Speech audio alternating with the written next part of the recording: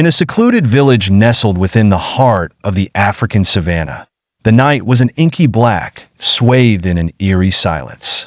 The air was thick with the whispers of ancestral spirits as the villagers huddled indoors, their doors tightly shut and barred. Fear had a name, Tokoloshe. Emerging from Zulu mythology, this small, grotesque creature had begun to torment the village. It was said to be no taller than a child, with matted fur and eyes that glowed with malevolence. The Tokoloshe delighted in mischief, causing illness and even death with its touch. For weeks, the village had been gripped by an escalating series of unexplained misfortunes. Livestock disappeared, children fell ill, and the crops withered under an unseen curse. Murmurs of the Tokoloshe spread like wildfire, and desperation took root. Against this backdrop, only one figure dared to challenge the evil: Malu, the village shaman. Malu was revered for his wisdom and feared for his knowledge of the unseen world. Wrapped in a cloak of animal skins, adorned with talismans and charms, Malu ventured into the heart of the village on the darkest night of the month. The sky was choked with clouds, obscuring the moon and stars.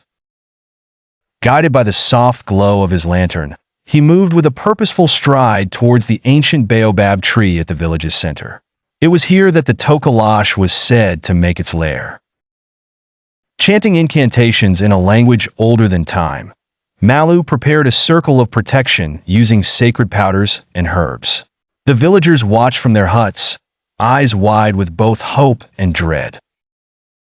Suddenly, a chill gust of wind howled through the village, extinguishing the lantern's light. From the shadows of the baobab tree, a pair of glowing eyes emerged. Malu's heart pounded, but his resolve was unshaken. The Tokoloshe stepped into the dim light, revealing its twisted form. It snarled, displaying yellowed fangs sharp enough to cut through bone. The air thickened with an almost tangible malice.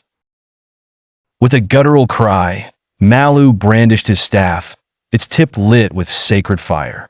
He thrust it towards the Tokoloshe, and the creature recoiled, hissing like a cornered beast.